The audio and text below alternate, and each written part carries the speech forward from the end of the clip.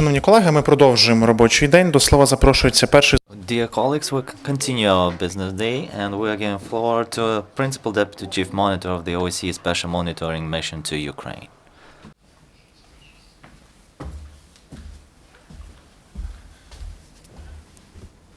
Dear friends, last week the OSCE Special Monitoring Mission recorded 414 explosions of mortar, tanks, artillery, and multiple launch rocket systems. This represents a decrease in the use of Minsk proscribed weapons.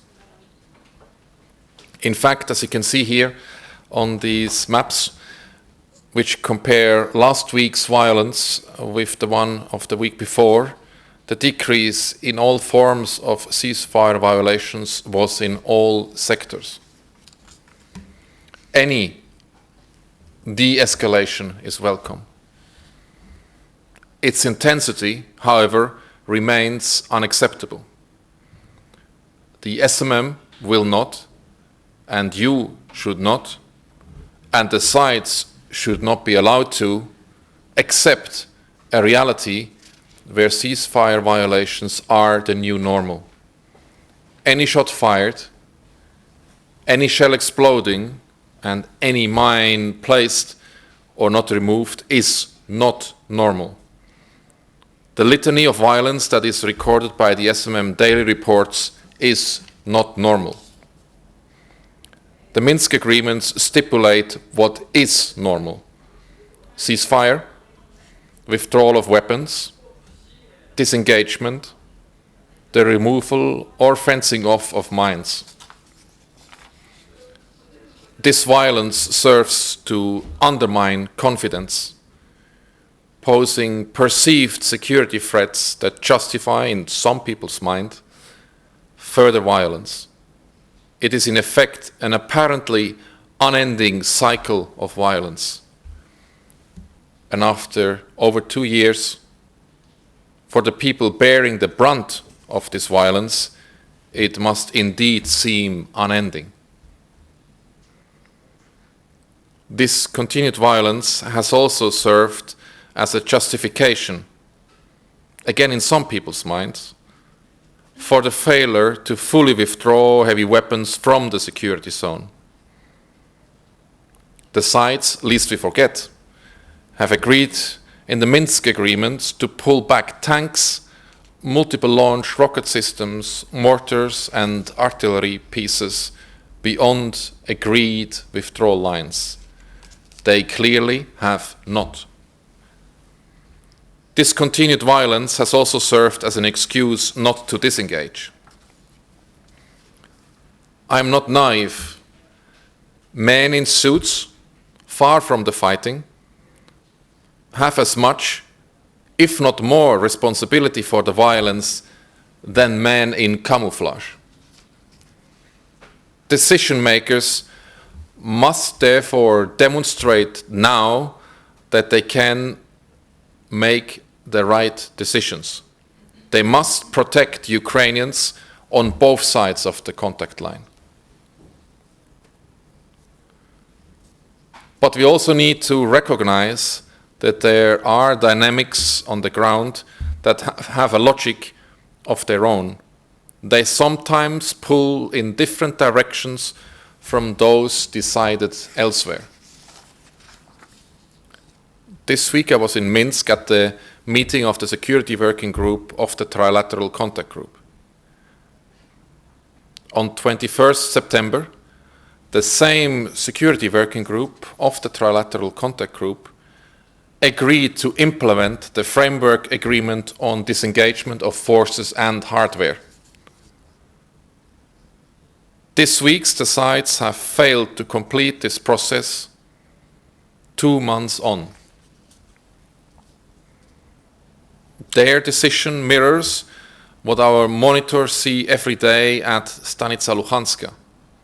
They continue to observe armed men and hardware inside the disengagement area. The tail wags the dog.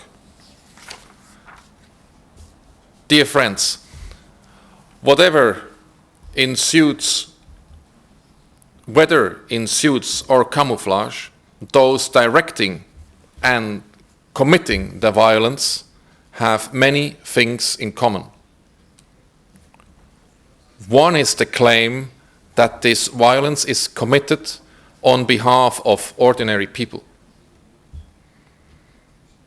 The other is the disregard shown by those same and to those same ordinary people on whose behalf this violence is apparently committed. I would like to ask them one question. When they fired on Marinka this Tuesday, were they conscious of the best interest of the school children there? When our monitors visited the school, they were being evacuated as artillery rounds impacted very close. And what about the best interest of the 4-year-old child in Debaltseve? Was anyone thinking of his best interest on Friday night as he lay huddled in a freezing basement, scared of dying in his own bed as his neighborhood was being shelled? And whose interests were served when a 16-year-old boy died alone in a field around Jasne? His life was cut short when he stepped on a landmine as he tried to cross the contact line. Dear friends, this is the reality of Donbass, and believe me, this is just a fraction of what our monitors see on the ground every day and night. I understand that the reality does not correspond with the sanitized and sometimes wrapped versions offered on public platforms of every kind. But it is important to face it. It is important to face it because children in Marinka, Debaltseve and Jasne, and all children across Donbass need men in suits to live up to the agreements they have signed. They need, desperately so, men in camouflage to disengage. They need them to withdraw their guns. They need them to stop firing. They need peace. Dear friends, while the people of Donbass wait for this madness to end, there is an immediate need to address concrete issues. It is far too convenient to think a landmine was responsible for the death of the 16-year-old boy in Jasne. There are many circumstances that contributed to his death. From a single-parent family in Olenivka, he was forced to go in search of work on the other side of the contact line by dire socio-economic conditions. Hundreds of thousands of people face similar circumstances. Dear friends, 600,000 people in the Luhansk region on both sides of the contact line do in fact face the prospect of the upcoming festive period with no electricity or heat. Their electricity and heating are dependent on someone paying the electricity bills of water pumping stations. The bills have for the past 2 months been paid by the International Committee of the Red Cross. Unless there is urgent intervention by the authorities, the water required to generate the electricity that lights their homes and that is required for the heating system that keeps them warm will stop flowing. These 600,000 Ukrainian citizens, because of economic collapse brought on by men in suits and camouflage, face a potentially dark and cold Christmas. Dear friends, the 16-year-old boy also died because he had no identity papers. As a result, he had to take an unapproved route across the contact line, exposing himself to fields deliberately infested with landmines by men in camouflage. I have said it before, there is obviously a need for security measures. But the arrangements and procedures governing the flow of up to 30,000 people a day across the contact line must be simplified.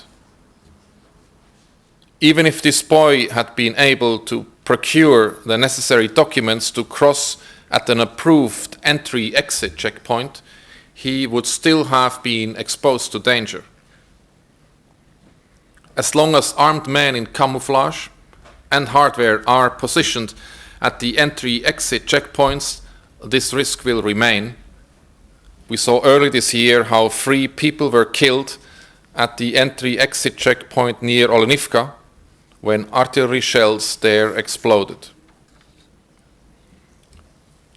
In addition to simplified procedures and extended opening hours, preferably 24/7, it is necessary that the sites disengage from areas around entry-exit checkpoints. There are many other things that could be done to ensure that no more children are endangered. Ultimately, the most important change must come in terms of priorities. Men in suits making decisions and men in camouflage taking action must ask themselves, why are they doing this, and on whose behalf do they decide to act? As usual, here at the end, I would like to inform you about the latest mission numbers. As of today, the mission has 689 monitors, of whom 576 are deployed in the east. In addition, there are 323 Ukrainian colleagues and 97 other international staff working for the SMM. Thank you. Thank you, Mr. Hook. Do we have any questions? We do not. Thank you for coming and looking forward to seeing you here next week. Thank you. Bye-bye. Шановні колеги, наступна подія о 13:30.